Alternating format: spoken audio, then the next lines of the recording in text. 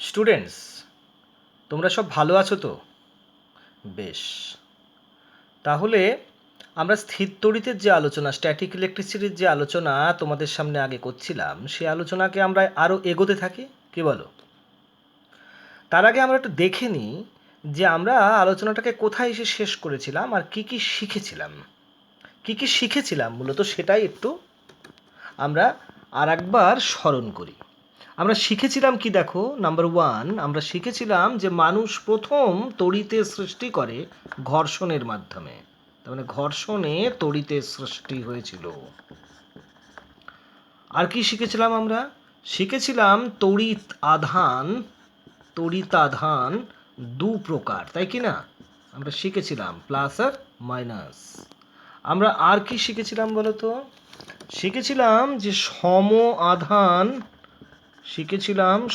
আধান পরস্পরকে বিকর্ষণ করে। সম আধান পরস্পরকে বিকর্ষণ করে। এবং কি শিখেছিলাম?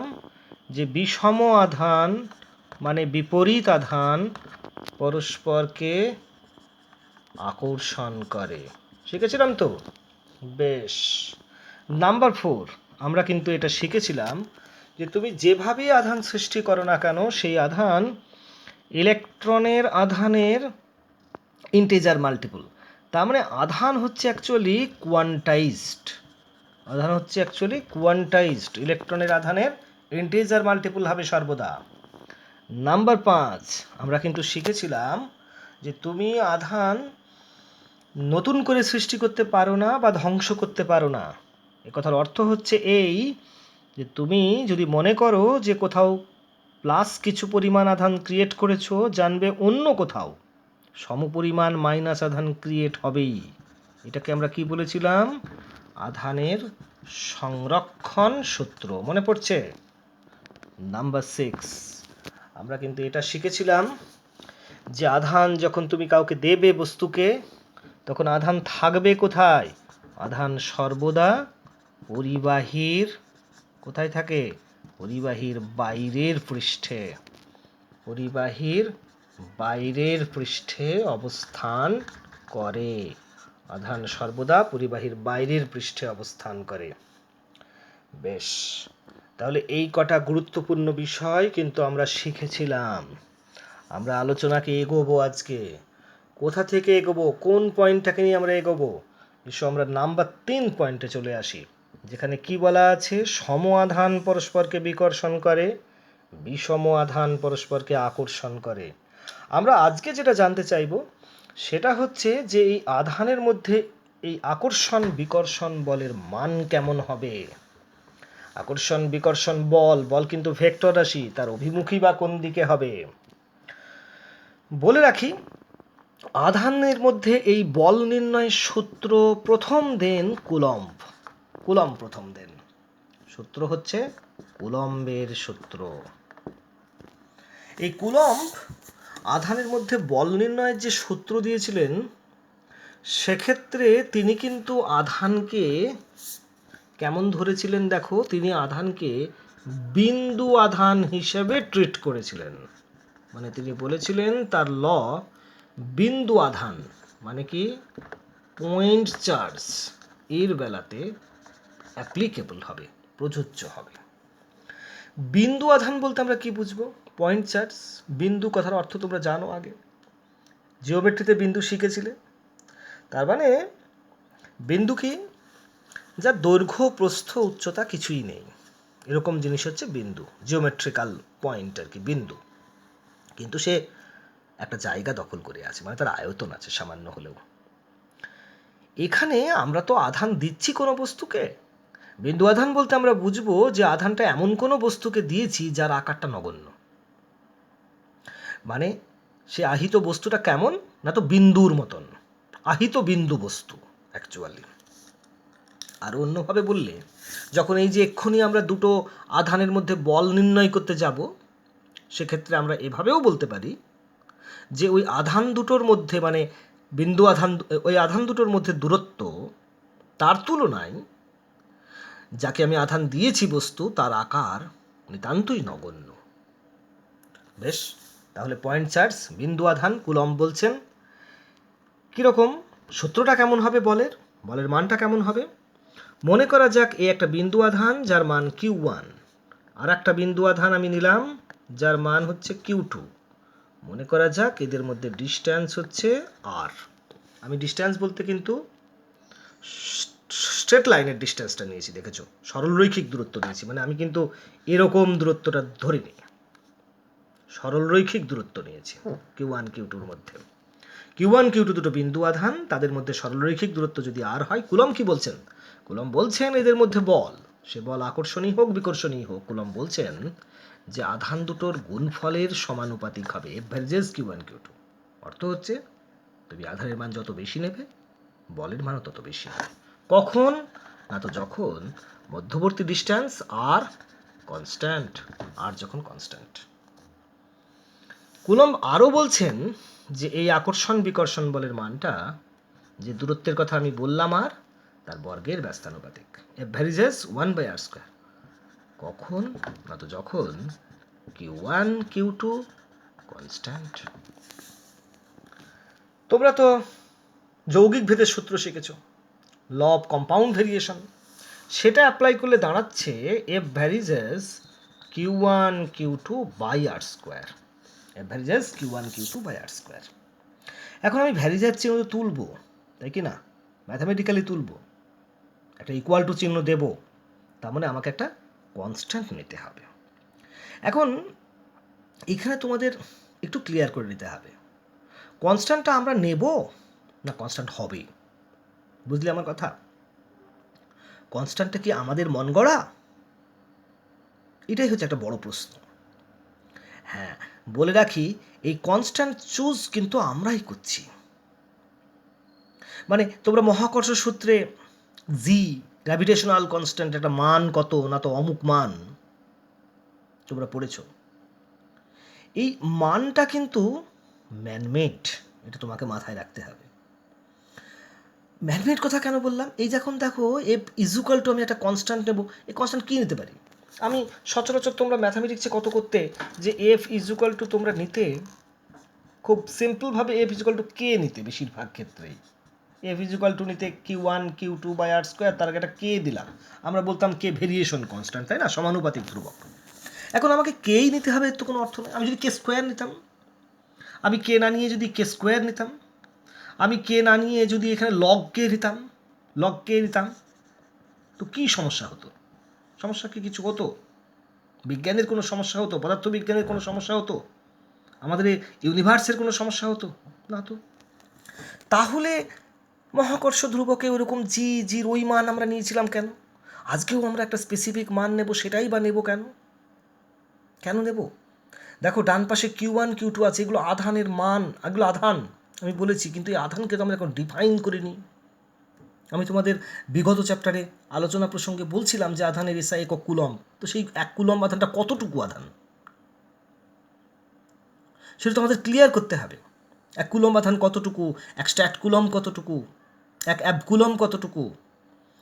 আইদার আমাকে কনস্ট্যান্ট ফার্স্ট টাইম চুজ করতে হবে, করে নিয়ে Q1 Q2-র যা ডেফিনেশন আসবে সেটা হতে পারে, অথবা আমি এমনও করতে পারি যে 1 কুলম্ব আধান বলতে আমি এতটা বুঝবো, আর সেটা বোঝাতে গিয়ে কনস্ট্যান্টের মান যেটা আসবে সেটাই আমাকে নিতে হবে। যাই হোক, কি নেওয়া হয়েছিল সেই জায়গায় আমরা চলে আসি। তাহলে F সমান Q1 Q2/r²। আমি তোমাদের বলে রাখি এখানে ধ্রুবকটা যেমন কে বলছিলাম সেভাবে উপরে নয়, নিচে নিচ্ছি। F সমান Q1 Q2/ε r², আমরা এরকম ধ্রুবক নিই। F সমান Q1 Q2/ε, কি চিহ্ন দিলাম ওটা? এপসাইলন। আমি লিখি নতুন করে, কি পেলাম তাহলে? আমরা পেলাম F সমান Q1 Q2/ε r²। এপসাইলন একটা নাম দিচ্ছি আমরা, এপসাইলনকে আমরা বলি পারমিটিভিটি।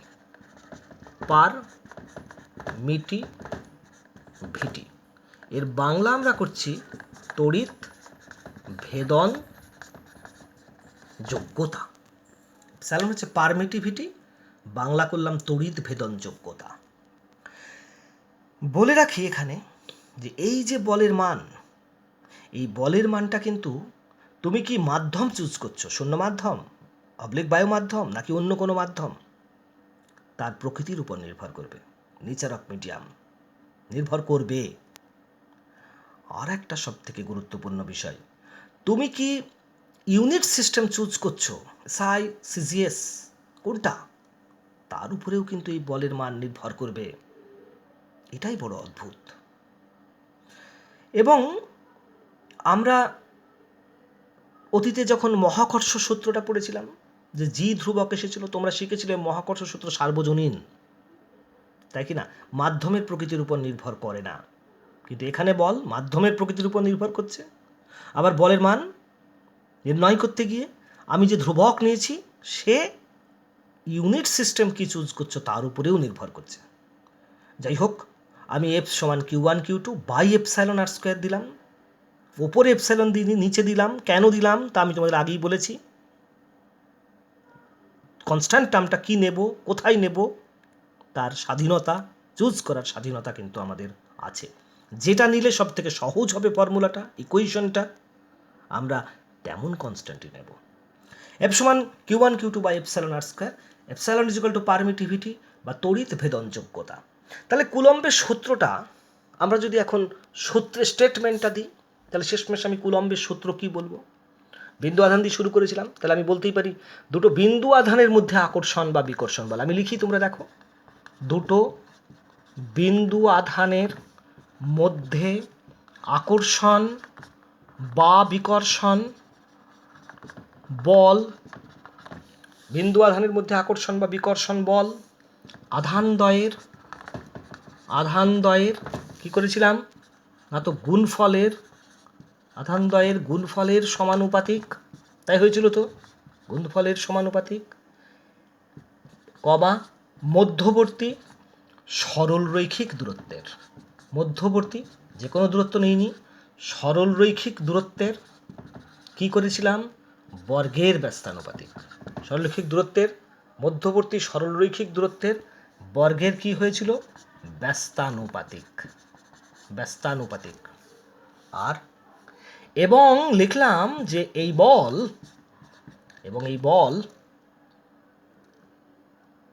কোথায় কাজ করে সেটা লিখব। তখন আমি ডায়াগ্রাম এঁকেছিলাম, আবার আমি দেখাই। Q1 Q2 আধান নিয়েছিলাম, ডিস্ট্যান্স আর বল মানে ভেক্টর রাশিতে একটা অভিমুখ আছে, অভিমুখটা হচ্ছে সংযোজী সরল রেখা বরাবর, এই বরাবর আমি অ্যারো দিয়েছি। সে আকর্ষণ বিকর্ষণ যেমন হবে সেই অনুযায়ী আমি অ্যারোর অভিমুখ পড়বে, কিন্তু সংযোজী সরল রেখা বরাবর এই বল। এবং এই বল আধানদ্বয়ের, তাহলে কি লিখব, আধানদ্বয়ের সংযোজী সরল রেখা বরাবর অ্যালং বরাবর ক্রিয়া করে, এবং এর মান কার উপরে নির্ভর করে বললাম, এবং এর মান মাধ্যমের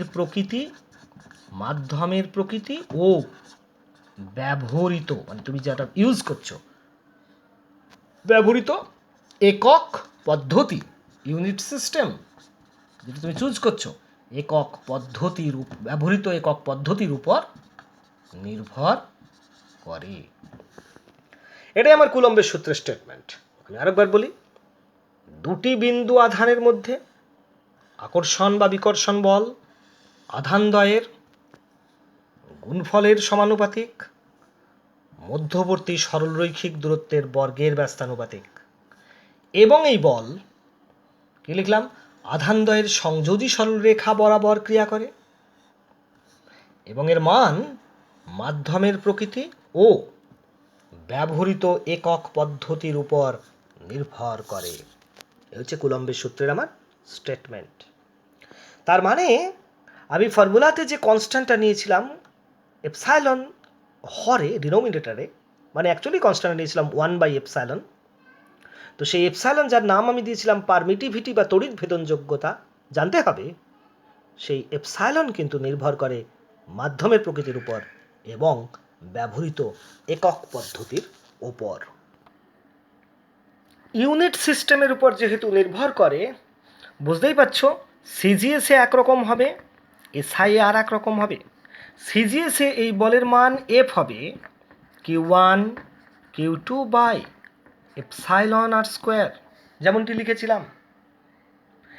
এসআই পদ্ধতিতে এই বলের মান, আমি ডান পাশে এসআই লিখি, এসআই পদ্ধতিতে এই বলের মান হবে এফ সমান Q1 Q2 by 4 pi epsilon r square, 4 pi epsilon r square. CGS পদ্ধতিতে এফ সমান Q1 Q2 by epsilon r square, SI পদ্ধতিতে এফ সমান Q1 Q2 by 4 pi epsilon r square. 4 pi টার্মটা কোথা থেকে আসলো, কেন আসলো? এ খুব তাড়াতাড়ি তোমাদের সঙ্গে আলোচনা করা শক্ত, তবে আগেই বলেছি কনস্ট্যান্ট চুজ করার আমাদের একটা স্বাধীনতা আছে। কনস্ট্যান্ট আমি সেটাই নেব যেটা সব থেকে সুইটেবল হবে। আর একটা কথা মাথায় রাখতে হবে, যে কনস্ট্যান্ট আমি নিয়েছি তার বদলে অন্য কোনো কনস্ট্যান্ট নিলে পদার্থবিদ্যা স্টপ হয়ে যেত না, ফিজিক্স থমকে যেত না, সে তার মতনই এগোতো। আসলে বিজ্ঞান কি করছে, ইউনিভার্সে ঘটা ঘটনার সে ব্যাখ্যা দিচ্ছে, আর বেশি কিছু করছে না। কিন্তু সে যা ঘটনা ইউনিভার্সে ঘটেছিল বা ঘটবে, তা ঘটবেই, তার ব্যাখ্যা দিচ্ছি আমরা সায়েন্টিফিক্যালি। আর সেটা করতে গিয়ে আমরা এই যে ম্যাথমেটিক্যাল ফর্মুলা আসছে, সেই ফর্মুলাতে কোথাও যে কোনো কনস্ট্যান্ট চুজ করব, আমি বলছিলাম আমাদের স্বাধীনতা আছে, কিন্তু সেটা নেব যেটা সব থেকে সুইটেবল হবে, ইকুয়েশন অনেক বেশি সুন্দর হবে, তেমন কনস্ট্যান্টই আমরা চুজ করব। তাও 4 পাই সম্বন্ধে একটুখানি বলে রাখি, কেন দিলাম। পরবর্তীতে আজকে তোমরা স্থির তড়িতের এই ঘটনা দেখছো কুলম্বের সূত্র অনলি পয়েন্ট চার্জের বেলায় প্রযোজ্য। তাহলে পরবর্তীকালে যখন আমি পয়েন্ট চার্জ ছেড়ে বৃহৎ বস্তুর ক্ষেত্রে কুলম্বের সূত্র অ্যাপ্লাই কিভাবে করব, নাকি অন্য কোনো ল আসবে? পরবর্তীতে মানুষ স্থির তড়িৎ ছেড়ে কারেন্ট ইলেকট্রিসিটি চলতড়িতে চলে এসেছে। তার পরবর্তীতে চুম্বক ম্যাগনেটিজম শিখেছে। আস্তে আস্তে মানুষ দেখেছে যে ইলেকট্রিসিটির সঙ্গে ম্যাগনেটিজমের একটা নিয়ার রিলেশন আছে। অনেক পরে ক্লার্ক ম্যাক্সওয়েল বলে একজন, তিনি এই তড়িৎ আর চুম্বকের সমস্ত ঘটনাগুলোকে, সমস্ত লগুলোকে মেলাতে চাইছিলেন, ইউনিফাইড করতে চাইছিলেন। মানে তিনি চাইছিলেন, আসলে তার অন্যতম প্রধান উদ্দেশ্য ছিল যে আমাদের এই গোটা ইউনিভার্সটাই একটা ল দ্বারা কন্ট্রোলড হোক, নিয়ন্ত্রিত হোক। কেন জগতে এত ল থাকবে, সূত্র কেন এত?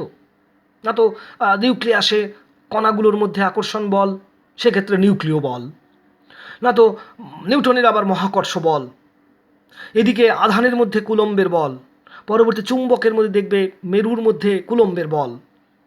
তো এমনটি কেন হবে? ম্যাক্সওয়েলের বড় স্বাদ ছিল যে সমস্ত লকে তিনি ইউনিফাইড করে ফেলবেন। যাই হোক, তিনি শেষমেশ সফল হয়েছিলেন ইলেকট্রিসিটি ম্যাগনেটিজমের লগুলোকে ইউনিফাইড করতে। আর সেই ইউনিফাইড করতে গিয়েই এইরকম 4 পাই টার্ম চলে আসে, যা নিলে লগুলো অনেক বেশি সিম্পলিফাইড হয়, সুন্দর হয়। আমরা চলে আসি সিজিএস পদ্ধতিতে এফ সমান নিয়েছি Q1 Q2 by epsilon r square. তোমাদেরকে বলছিলাম যে ধ্রুবকের মান মাধ্যমের প্রকৃতির উপরও নির্ভর করে।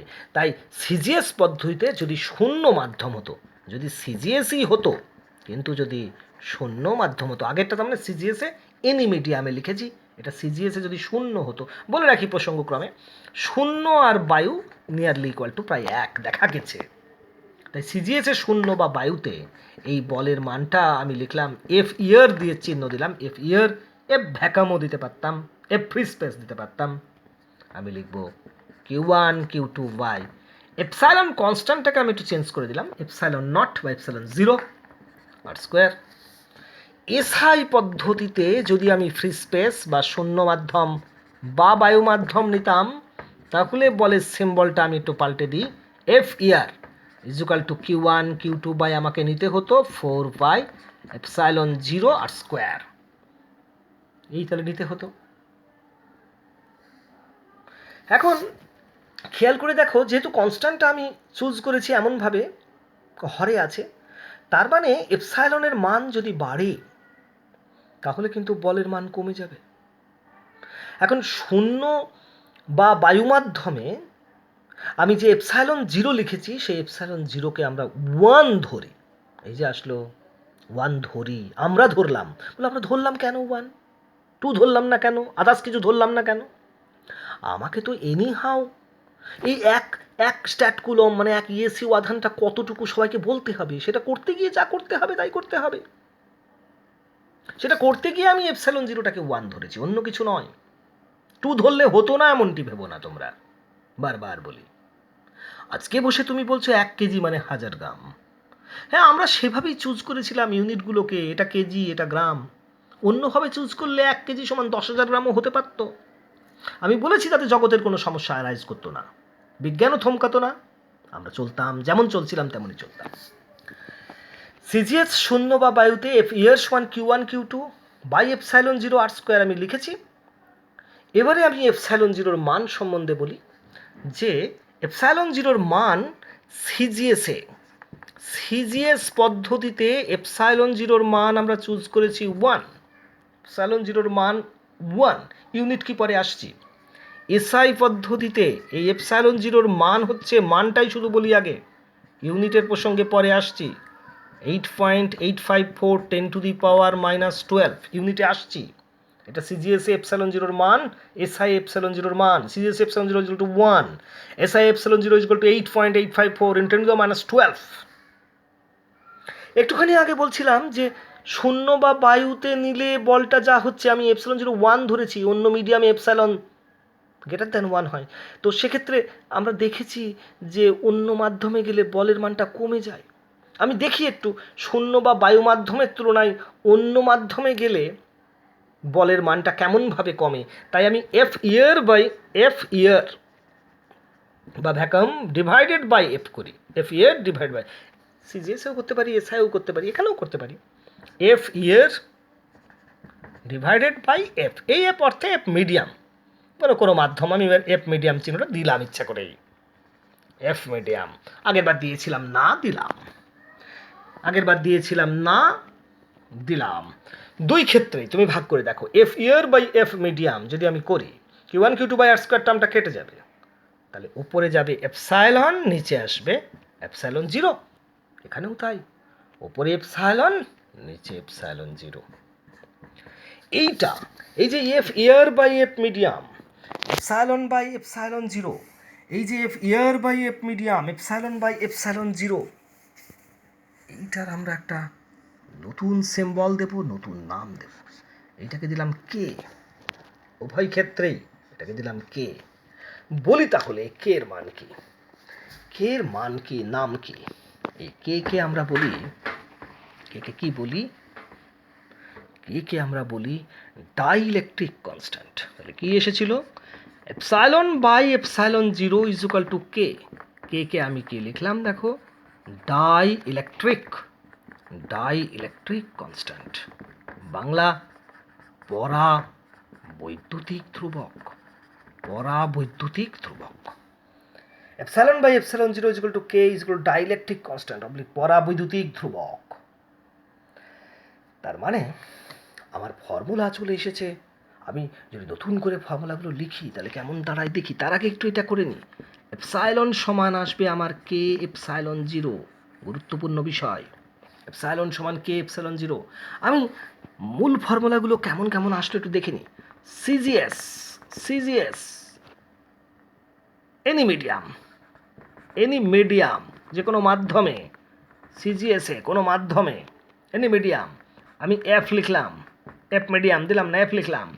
আমার কি হলো, Q1 Q2 বাই কি ছিল, Q1 Q2 বাই আমার ছিল ওখানে এপসাইলন আর স্কোয়ার ছিল। আজকে কি পেলাম, এপসাইলন সমান K epsilon zero. CGS epsilon zero কি ধরেছি, 1, তাহলে কে। তার মানে Q1 Q2 বাই আমি এপসাইলন আর স্কোয়ারও লিখতে পারি, that is equal to Q1 Q2 by K r square লিখতে পারি। কে কিন্তু ডাইইলেকট্রিক কনস্ট্যান্ট, পরাবৈদ্যুতিক ধ্রুবক। এই সিজিএসেই যখন আমি শূন্য অবলিক বায়ু মাধ্যম নিচ্ছি, তখন এফ কেমন হচ্ছে, এফ ইয়ার কেমন হচ্ছে, Q1 Q2 বাই শূন্য বা বায়ু মাধ্যম নিচ্ছি, original formula Q1 Q2 by epsilon r square. শূন্য মাধ্যম নিচ্ছি মানে এপসাইলন জায়গায় এপসাইলন জিরো, আর এপসাইলন জিরোর মান কত বলেছি, 1। তাহলে Q1 Q2 by r square, simple Q1 Q2 by r square. SI দেখে নিই, আমরা যদি এসআই লিখি, এসআই এর বেলায় এনি মিডিয়াম, যে কোনো মাধ্যম, এসআইএ এনি মিডিয়াম, আমরা কি পেয়েছিলাম? এফ সমান Q1 Q2 বাই 4 পাই, কি পেয়েছিলাম? Any medium 4 pi epsilon r square. তার মানে আমি এটাকে কি লিখতে পারি?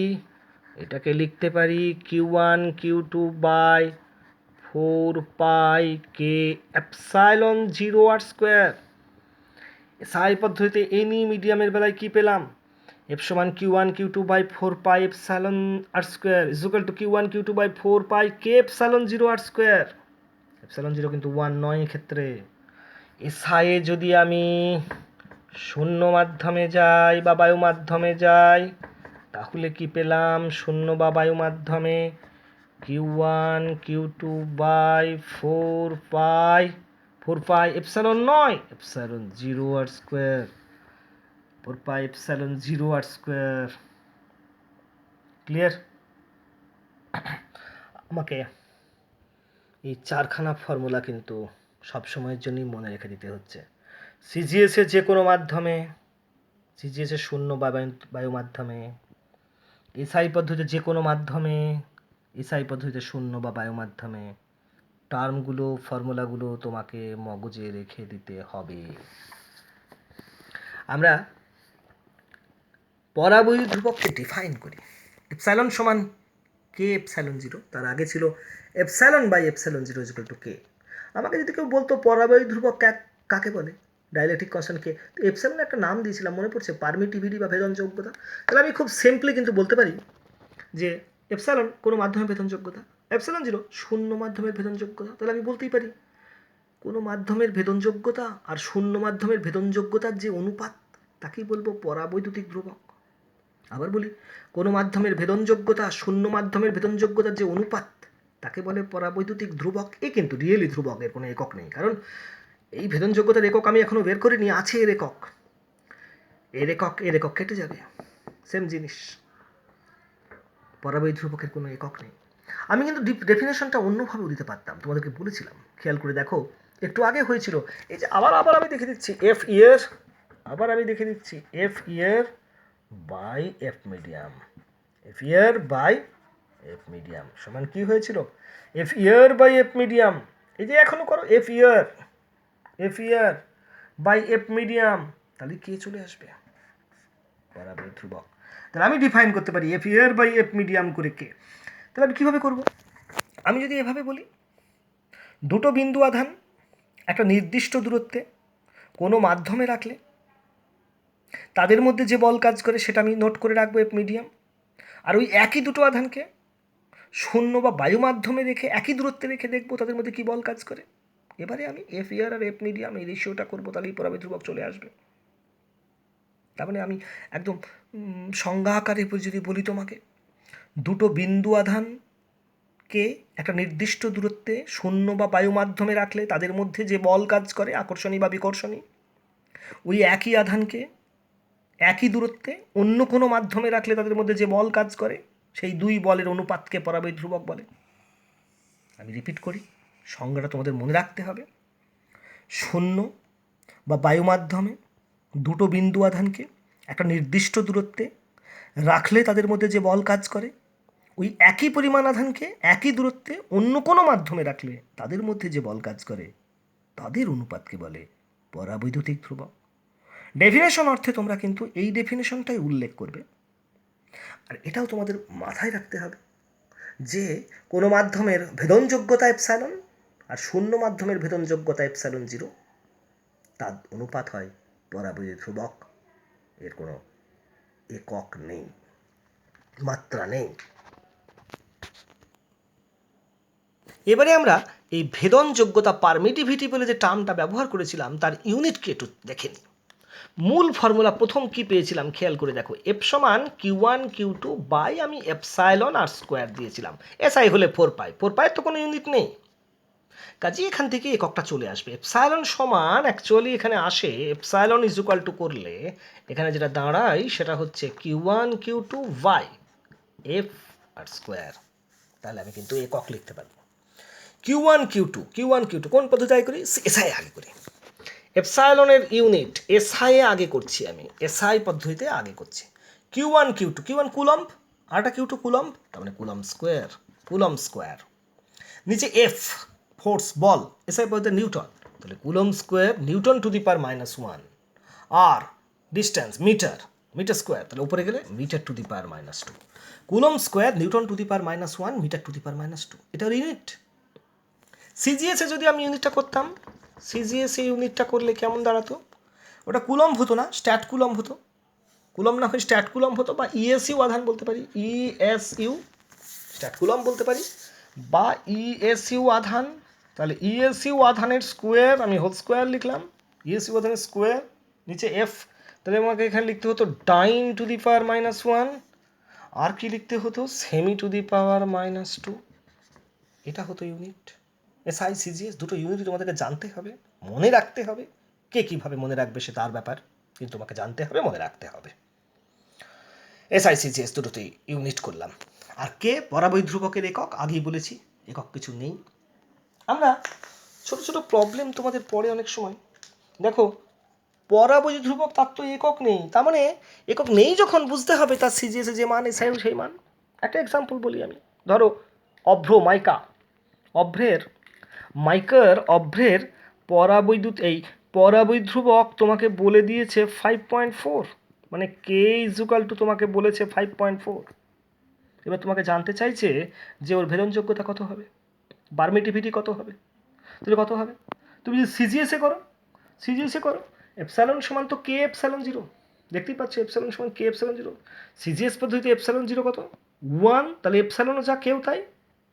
তাহলে এই কে যদি 5.4 হয়, তাহলে সিজিএসে এপসাইলনটাকে আমি এরম লিখতে পারি 5.4, সেমি থাকবে, লিখে যাই ইএসইউ আধানের square dyne to the power -1 সেমি টু দি পাওয়ার -2। আর এসআই কেমন হবে, কে এপসাইলন জিরো, তখন তো এপসাইলন জিরো 1 নয়, লিখেছিলাম মান মনে করো, সে মানটা বসাতে হবে।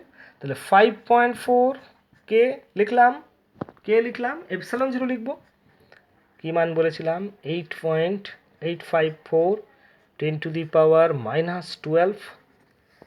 একক কী হবে তাহলে, লেখাই ছিল coulomb square newton to the power -1 metre to the power -2। এরকম ছোট প্রবলেম তোমাদের কাছে থাকতে পারে, যে কে এর মান দেওয়া আছে তার ইউনিট নেই, এপসাইলনের মান কত হবে কোন সিস্টেমে, সিজিএসএ কত, এসআই কত, আমরা খুব সিম্পলি বের করতে পারবো। আর একটা বিষয় একটুখানি দেখে নিই, আমি তখন তোমাদের 4খানা ফর্মুলা মনে রাখতে বলেছিলাম, খেয়াল করে দেখো কী কী। সিজিএসের শূন্য মাধ্যমে, আমি আর কথাগুলো লিখছি না, ফর্মুলাগুলো শুধু লিখছি। সিজিএসের শূন্য মাধ্যমে ফর্মুলা Q1 Q2/r², সিজিএসের শূন্য মাধ্যম বা বায়ু মাধ্যমে, সিজিএসে যে কোনো মাধ্যমে Q1 Q2 এপসাইলন r² অথবা Q1 Q2/kr²। এটা এসআইও কী হয়েছিল, এফ ইয়ার বা এফ ভ্যাকাম কেমন হয়েছিল, Q1 Q2/4πε0 r² হয়েছিল। আর এসআইএ যে কোনো মাধ্যমে কেমন হয়েছিল, Q1 Q2/4πε r², অথবা আমি লিখেছিলাম Q1 Q2/4πk∈0 r²। মনে পড়ছে, এই 4খানা ফর্মুলা তোমাদের মনে রাখতে বলেছিলাম। এসআইয়ের এই দুটো ফর্মুলা, সিজিএসের এই দুটো ফর্মুলা তোমাকে বারবার করে আমি মনে রাখতে বলেছি। এখন যেটা আমি দেখব, একটা ফর্মুলাকে একটু সিম্পলিফাই করব। এফ ইয়ার যেটা এসআই শূন্য মাধ্যমে বা বায়ু মাধ্যমে Q1 Q2/4πε0, তুমি, আমি আর করে দিচ্ছি না, তুমি একটু ক্যালকুলেট করে নিও। এপসাইলন জিরোর মানটা 8.854 10 টু দ্য -12 বসিয়ে দেবে, পাই দিয়ে গুণ করবে, পাই জানো তো 22/7, 4 দিয়ে গুণ করবে, 1 আছে, এটাকে হিসেব করবে, দেখবে ফর্মুলাটা এরকম, মানটা এরকম আসবে, নিয়ারলি ইকুয়াল টু আসবে 9 10 টু দি পাওয়ার 9 কোনটা 1/4πε0 মান, আর পাশে যেমন ছিল Q1 Q2/r²। তাহলে দেখো আমি 9 × 10⁹ এর কোন মানটা আসলো, আমি এখানে লিখি একটুখানি, 1/4πε0 মানে কি 9 10⁹। ক্যালকুলেট করে নেও, নিজেরা একটুখানি ক্যালকুলেটরটা খুলে ক্যালকুলেট করো। 1/4πε0 ইজ ইকুয়াল টু 9 × 9 আসবে, নিয়ারলি ইকুয়াল টু আসবে 8.9394 এরকম আসবে, 9 না এসে। তাহলে আমি এসআই পদ্ধতিতে ফর্মুলা করতে কোনো প্রবলেম সলভ করতে গিয়ে কিন্তু আমি 9 × 9 Q1 Q2/r² এই মানটা কিন্তু পুট করতে পারি। অঙ্ক কষতে গিয়ে আমি এটা অনায়াসে ইউজ করতে পারি। বেশ, এবারে আমি চলে আসবো আধানকে আমাকে ডিফাইন করতে হবে। যে এই যে বারবার বলছি আধানের একক কত, এসআই একক কি? কুলম্ব। সিজিএসে কি স্ট্যাট কুলম্ব, কিন্তু কতটা পরিমাণ আধানে কুলম্ব, কতটা পরিমাণ আধানে স্ট্যাট কুলম্ব, সেটা তোমাকে নির্ধারণ করতে হবে। আসলে ভাইস ভার্সা, এটা নির্ধারণ করে ধ্রুবক চুজ করা হয়, অবলিক ধ্রুবক চুজ করে ইউনিটের ম্যাগনিটিউডটা ঠিক করা হয়। আমরা কিন্তু অলরেডি ধ্রুবক চুজ করে ফেলেছি। আমি খুব সহজেই এখন আধানের সিজিএস একক মানে স্ট্যাট কুলম্বের ডেফিনেশন তোমাকে দিতে পারবো। যেটা লাগবে সে ফর্মুলাটা কেবল আমি বোর্ডে রাখছি, বাকি ফর্মুলা মুছে দিলাম। আমার এই দুটো ফর্মুলা লাগবে। আমাকে কেউ বলেছে, একজন বলছে যে 1 ESU আধান অবলিক 1 কি নাম দিয়েছিলাম? Stat coulomb. এটা কাকে বলে বা এটা কতটা পরিমাণ আধান? 1 ESU আধান অবলিক 1 স্ট্যাট কুলম্ব, এটা কতটা পরিমাণ আধান? ফর্মুলা শূন্য বায়ু মাধ্যমে লেখাই আছে। আমি একটুখানি বলি, আর এর জায়গায় যদি সিম্পলি আমি 1 বসাই, 1 সেন্টিমিটার বসাই, সিজিএস নিচ্ছি তো 1 সেন্টিমিটার বসাই, আর এফ ইয়ার যদি আমি ভাবি 1 ডাইন, তাহলে Q1 Q2 সমান কত হবে? এটা 1, এটা 1² মানে 1, গুণ করলে 1, Q1 Q2 মানে 1। এবার যদি আমি ভাবি Q1 আর Q2 সমান, যে Q1 is equal two Q2 নিয়েছি, আমি দুটো বিন্দু আধানে সমপরিমাণ নিয়েছিলাম, Q1 সমান Q2, তাহলে সমান Q, তাহলে এটা Q, এটা Q, that is Q², that is equal two আসবে Q² সমান Q² সমান এফ ইয়ার মানে আমি 1 ডাইন বললাম, আর মানে 1 সেমি বললাম, তাহলে 1, তার মানে আমার কিউ সমান কত আসবে? +-1। এই তো আমি একক পরিমাণ আধানের সন্ধান পেলাম। আমি যেটা করলাম সেটাকে কথাই বললে ডেফিনেশন হয়ে যাবে। যা করলাম, কি করেছিলাম? আর এর জায়গায় 1 সেমি নিয়েছি, এফ ইয়ারে 1 ডাইন নিয়েছি, আর আধান দুটোকে সমপরিমাণ নিয়েছি। মনে রাখতে হবে সিজিএস পদ্ধতি শূন্য মাধ্যমে আমরা এটা করলাম। ডেফিনেশন সেইভাবে আমি দিই, আমি একটু মুখে আগে বলে নিই। তাহলে আমি কি বলবো? আমি বলবো দুটো সমপরিমাণ আধান, কেননা Q1 আর Q2 সমান নিয়েছিলাম। শূন্য বা বায়ু মাধ্যমে, কারণ আমার লেখাই আছে ইয়ারের বেলায় এই ফর্মুলা, শূন্য বা বায়ু মাধ্যমে আর এর মান কত নিয়েছিলাম? 1 সেমি। তাহলে 1 সেমি দূরে থেকে যদি পরস্পরের উপরে এফ কি নিয়েছিলাম? 1 ডাইন, 1 ডাইন বল প্রয়োগ করে, আকর্ষণ অথবা বিকর্ষণ, তাহলে ওই আধান দুটোর প্রতিটিকে, আমি সমপরিমাণ নিয়েছিলাম, আধান দুটোর প্রতিটিকে আমি বলবো 1 স্ট্যাট কুলম্ব বা 1 ESU আধান। আমি এটাকে লিখি, সংজ্ঞাটাকে, ডেফিনেশনটাকে পরিষ্কার করি। কি লিখলাম? দুটি সমপরিমাণ। আমাকে কিন্তু বিন্দু আধানের কথা বলতে হবে, কারণ কুলম্বের সূত্র বিন্দু আধানের বেলায় প্রযোজ্য। সমপরিমাণ বিন্দু আধান। আমি কিন্তু বায়ু শূন্য নিয়েছি, কাজেই উল্লেখ করতে হবে বায়ু বা শূন্য মাধ্যমে, দুটো সমপরিমাণ বিন্দু আধান, বায়ু বা শূন্য মাধ্যমে আমি পরিষ্কার লিখব 1 সেমি দূরে থেকে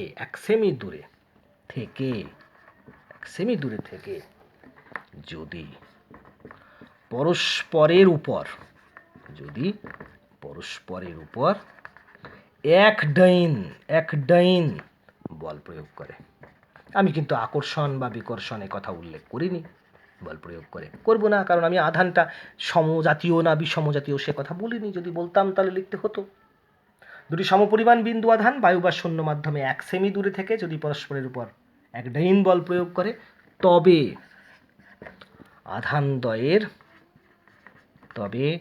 আধানদ্বয়ের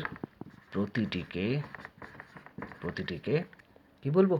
1 লিখেছিলাম যা স্ট্যাট কুলম্ব, 1 স্ট্যাট কুলম্ব বা 1 ESU আধান। ডেফিনেশন হয়ে গেল।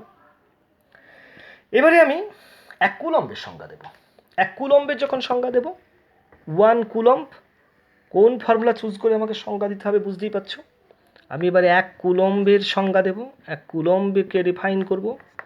তাহলে আমাকে এই ফর্মুলায় আসতে হবে, এসআই পদ্ধতিতে শূন্য মাধ্যমে যেটা নিয়েছিলাম, 9 Q1 Q2 by r square. আবার কি নেব, Q1 আর Q2 সমান নেব, মানে কিউ নেব, তাহলে এটা কিউ স্কোয়ার হয়ে যাবে, আর এর জায়গায় আমি 1 মিটার নেব, এটা কিউ স্কোয়ার, এটা 1 স্কোয়ার। আর এফ ইয়েরটা এবার 1 নিউটন না, আমাকে নিতে হবে 9×10⁹, মানে বাঁ পাশে আমি নিচ্ছি, আমি রাফি একটু দেখিয়ে নিই তোমাদেরকে, এফের জায়গায় আমি নিলাম 9×10⁹ নিউটন, ডান পাশে ফর্মুলাতেই ছিল 9×9, Q1 আর Q2 দুটোকে আমি সমান ধরেছিলাম, তাহলে দুটো মিলে কিউ স্কোয়ার, আর এর জায়গায় 1 স্কোয়ার। এটা কেটে গেল, এটা কেটে গেল, তাহলে কিউ সমান আবার সে আগের মতনই চলে আসলো +-1। আমি কি লিখব, লেখাই আছে দুটি সমপরিমাণ বিন্দু আধান বায়ু বা শূন্য মাধ্যমে 1 সেমি লিখব না, কি লিখব আমি, 1 মিটার দূরে থেকে যদি পরস্পরের উপর 1 ডাইন হবে না, আমার কি হবে এখানে, যদি পরস্পরের উপর 9×10⁹ নিউটন বল প্রয়োগ করে, তবে আধানদ্বয়ের প্রতিটিকে 1 স্ট্যাট কুলম্ব নয়, কি বলবো, 1 কুলম্ব বলে, 1 কুলম্ব বলে। আবার বলি, দুটি সমপরিমাণ বিন্দু আধান বায়ু বা শূন্য মাধ্যমে 1 মিটার দূরে থেকে যদি পরস্পরের উপর 9×9 নিউটন বল প্রয়োগ করে, তবে আধানদ্বয়ের প্রতিটিকে 1 কুলম্ব বলে। তোমাদের একটা সিম্পল কাজ আমি এখন দিচ্ছি। আমি আগেই রিলেশন বলেছিলাম এই এসআই এবং সিজিএস এর মধ্যে, মনে পড়ছে, 1 কুলম্ব সমান কত ইএসইউ বলেছিলাম, 1 কুলম্ব = 3×10⁹ ইএসইউ আধান, মনে পড়ছে, 1 কুলম্ব সমান 3×10⁹ ইএসইউ আধান। তোমাদের এটা একটা সিম্পল হোম টাস্ক থাকলো, লকডাউনে বসে বসে চিন্তা করবে, আমি সব ফর্মুলাগুলো দেখিয়েছি তোমাদেরকে, 1 কুলম্ব সমান 3×10⁹ ইএসইউ আধানটা প্রুফ করো, দেখি কেমন পারো। এবারে তোমাদের আমি দুটো ল লিখেছি, দেখো, কুলম্বের যে লটা এতক্ষণ ধরে আলোচনা করছিলাম, F versus Q1 Q2 by r square, F versus M1 M2 by r square, মনে পড়ছে তোমাদের, গ্র্যাভিটেশনে পেয়েছিল এমন লগুলো দেখতে কতটা একই রকম না। প্রথমটা তড়িৎ বলের, দ্বিতীয়টা মহাকর্ষ বলের সূত্র, একটা নিউটনের সূত্র, একটা কুলম্বের সূত্র। আমরা একটু আলোচনা করে নিই এই তড়িৎ বল চৌম্বক বলের মধ্যে কি মিল আছে, কি অমিল আছে। প্রথমত দেখো, তড়িৎ বল, এই বলটাকে কিন্তু আমরা বলি কি সংরক্ষী বল, তড়িৎ বল সংরক্ষী বল, কনজারভেটিভ ফোর্স। মহাকর্ষ বল, সেও কিন্তু সংরক্ষী বল। মনে পড়ছে কনজারভেটিভ ফোর্স কি জিনিস না, তো কৃতকার্য ওয়ার্ক ডানটা এই বল ক্ষেত্রে যে পথ আমি অনুসরণ করি সেই অনুসৃত পথের উপর নির্ভর করে না, এমন বল কনজারভেটিভ ফোর্স। শুধু প্রাথমিক অবস্থান আর অন্তিম অবস্থানের উপরই নির্ভর করে। তড়িৎ বল সংরক্ষী, মহাকর্ষ বল সংরক্ষী, মিল কিন্তু। দেখো, দুটো বলের লয়ে আছে F versus 1 by r square, এই যে দূরত্বের বর্গের ব্যস্তানুপাতিক, আমরা বলি বিপরীত ব্যস্তবর্গীয় সূত্র মেনে চলে উভয়ই, inverse square law of force. কি লিখলাম, বিপরীত ব্যস্তবর্গীয় সূত্র, বিপরীত ব্যস্তবর্গীয় সূত্র, inverse square law of force, বিপরীত ব্যস্তবর্গীয় সূত্র। কি লিখলাম, inverse square law, inverse square law of force, inverse square law of force, বিপরীত ব্যস্তবর্গীয় সূত্র। একটা জিনিস খেয়াল করো, দুই বলেই আগেও বলেছিলাম কাজ করে কোন দিক বরাবর, বল মানে ভেক্টর রাশি, আধানদ্বয়ের সংযোজী সরল রেখা বরাবর। তোমাদের মনে পড়ে থাকবে মহাকর্ষ বলও তাই হয়েছিল, ভরের সংযোজী সরল রেখা বরাবর বল কাজ করেছিল, ওখানে বল কাজ করেছিল। এই যে সংযোজী সরলরেখা বরাবর যদি বল কাজ করে, তাহলে সেই বলকে আমরা বলি সেন্ট্রাল ফোর্স, সেন্ট্রাল ফোর্স। পরে বিস্তারিত আলোচনা করা যাবে সেন্ট্রাল ফোর্স নিয়ে। সেন্ট্রাল ফোর্স, উভয় বলই সেন্ট্রাল ফোর্স। এটা বাংলা করি, তোমাদের বইগুলোতে অনেক সময় এরকম বাংলা করা থাকে। কেন্দ্রক, কেন্দ্রক, গ গ কেন্দ্রক বল, সেন্ট্রাল ফোর্স, উভয়ই কিন্তু সেন্ট্রাল ফোর্স। আমি কিন্তু সাদৃশ্যই লিখে ফেললাম। সংরক্ষী বল বিপরীত ব্যস্তবর্গীয় সূত্র মেনে চলে, উভয়ই সেন্ট্রাল ফোর্স। অমিল বৈসাদৃশ্য খুব ইজিলি তুমি দেখতে পাচ্ছ যে কুলম্বের বলটা কিন্তু আকর্ষণ বিকর্ষণ উভয়ই হতে পারে। মহাকর্ষ বল শুধুই আকর্ষণ ধর্মী, বড় অমিল এটা। আর কি অমিল? কুলম্বের বল ব্যবহৃত একক পদ্ধতির উপর নির্ভর করে, মাধ্যমের উপর নির্ভর করে। মহাকর্ষ বল কোনোটার উপরেই নির্ভর করে না, মাধ্যম নিরপেক্ষ, ইউনিট সিস্টেমের উপর তো নির্ভর করেই না। তাহলে মিল পেলাম, অমিল পেলাম। সংরক্ষী বল বিপরীত ব্যস্তবর্গীয় সূত্র, inverse square law of force মেনে চলে, আর সেন্ট্রাল ফোর্স। তিনটে সাদৃশ্য বলেছি, মিল বলেছি। আর বৈসাদৃশ্য বলেছি, কুলম্বের বল আকর্ষণ বিকর্ষণ উভয় হতে পারে, মহাকর্ষী বল শুধুই আকর্ষণ ধর্মী। কুলম্বের বল মাধ্যমের প্রকৃতির উপর আর ইউনিট সিস্টেমের উপর নির্ভর করে, মহাকর্ষ বল নির্ভর করে না। ক্লিয়ার?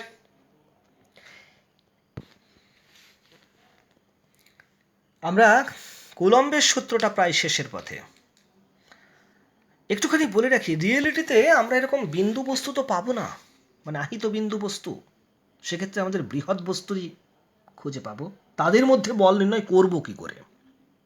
মোট কথা, এইভাবে বিন্দু আধানের মধ্যে বলগুলো নির্ণয় করে তার কি যোগ করা যেতে পারে, লব্ধি রেজাল্ট্যান্ট করা যেতে পারে?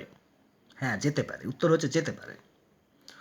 যদি কোথাও একাধিক বিন্দু আধান থাকে, আমি দেখাই, একাধিক বিন্দু আধান যদি কোথাও থেকে থাকে, ধরো এটা Q1, এটা Q2, এটা Q3, এটা Q4, একাধিক বিন্দু আধান। এটা হচ্ছে Q1, এটা Q2, এটা Q3, এটা Q4, একাধিক বিন্দু আধান আছে। মনে করো তোমাকে কেউ বলেছে যে Q1 আধানটার উপরে কত বল প্রযুক্ত হলো আপনি নির্ণয় করেন। কি করে করব? এক এক করে করব। Q1 এর পরে Q2 কত বল প্রয়োগ করলো নির্ণয় করব, বিকর্ষণ হলে এদিকে, আকর্ষণ হলে এদিকে। Q3 কত বল প্রয়োগ করে, Q4 কত বল প্রয়োগ করে নির্ণয় করব, তাদের ভেক্টর সাম করব, হয়ে যাবে। এটা এই বলের ক্ষেত্রে একটা গুরুত্বপূর্ণ নিয়ম কিন্তু। কি না তো, যখন আমি এই দুটো আধানের মধ্যে বল নির্ণয় করছিলাম, তখন থার্ড আধান ফোর্থ আধানের উপস্থিতি সত্ত্বেও ওরা কিন্তু এই বলের ফর্মুলার ক্ষেত্রে কোনো প্রভাব বিস্তার করেনি। মোট কথা, দুটো আধানের মধ্যে বল নির্ণয়ের ক্ষেত্রে যদি তৃতীয় কোনো আধানের উপস্থিতি থেকেও থাকে, সে কোনোরূপভাবে কিন্তু প্রভাবিত করবে না। এটা একটা গুরুত্বপূর্ণ নিয়ম কিন্তু। এই নিয়মের উপর বেস করে আমরা আগে যেমন শিখেছিলাম আধান পরিবাহীর বাইরের পৃষ্ঠে অবস্থান করে, তাহলে সেরকম দুটো আহিত পরিবাহীর মধ্যে বল নির্ণয় করা দুরূহ হলেও ম্যাথমেটিক্যালি সম্ভব। যে প্রতি দুটো বিন্দু আধানের মধ্যে বল বার করে তাদের ভেক্টর সাম করতে পারলে হবে। কাজটা দুরূহ, কিন্তু হবে না এটা আমি বলতে পারছি না। যদিও কুলম্বের সূত্রের এটা বড় লিমিটেশন যে সে বিন্দু আধানের বেলাতেই অ্যাপ্লিকেবল। বৃহৎ আধানের ক্ষেত্রে খুব সিম্পলি কী করে বল বের করব তার কোনো ধারণা কুলম্ব দিয়ে যেতে পারেননি। আমরা স্থিরতড়িতের এই আলোচনাকে, বলের এই আলোচনাকে আরও আস্তে আস্তে এগোবো। তখন তোমরা এই সমস্যার সমাধান তোমাদের হাতে চলে আসবে। আমরা এখানেই শেষ করছি আজকে আমাদের এই আলোচনাটা। তোমাদেরকে বারবার বলি, এটা একেবারে বেসিক, এই কুলম্বস লটা ফোর্স নির্ণয়ের ক্ষেত্রে। তোমাদের একটা হোম টাস্ক দিয়েছি, 1 কুলম্ব = 3 × 10⁹ ESU আধান বা স্ট্যাট কুলম্ব, এটা প্রুভ করা। আগে বলেছিলাম EMU আধান, 1 EMU আধান মানে 10 কুলম্ব, সে প্রসঙ্গ আজকে আর আসেনি, কারণ EMU আধানটা পুরোপুরি চুম্বকত্বের উপর ডিপেন্ডেন্ট, পরে আলোচনা করব। জাস্ট তোমরা এখন জেনে রাখো যে 1 EMU আধান সমান 10 কুলম্ব হয়। তারপরে আধানের সব থেকে বড় মান কোনটা? এই তিনজনের মধ্যে EMU সব থেকে বড় মান, কিন্তু EMU এককটাই সব থেকে বড়। তোমাদের কাজ হচ্ছে টেক্সট বুকটাকে ফলো করো, বারবার পড়ো। হ্যাঁ, একটা কথা বলে রাখি, তোমরা বিভিন্ন টেক্সট বুক খুলে বিভিন্ন রকম সিম্বল দেখতে পেতে পারো। তোমাদেরকে একটা জায়গায় আসতে হবে, তোমাকে তোমার মতন করে বুঝে নিতে হবে। আমি যে সিম্বলগুলো ইউজ করলাম এখানে, সেগুলোকেই তোমরা রেখে এগোনোর চেষ্টা করো, তোমাদের সুবিধেই হবে, ভবিষ্যতেও সুবিধা হবে বলেই আমি এমন সিম্বলগুলো দিয়েছি। দ্বিতীয়ত, যে কোনো টেক্সট বুক তোমাদের হাতের কাছে যেটাই আছে, সেই টেক্সট বুকে এই বল নির্ণয় ছোট ছোট ফর্মুলা দিয়ে এই বল নির্ণয়গুলো তোমরা প্র্যাকটিস করো, প্র্যাকটিস করতে থাকো। আমি খুব শীঘ্রই নেক্সট টপিকসে চলে যাব। ওকে।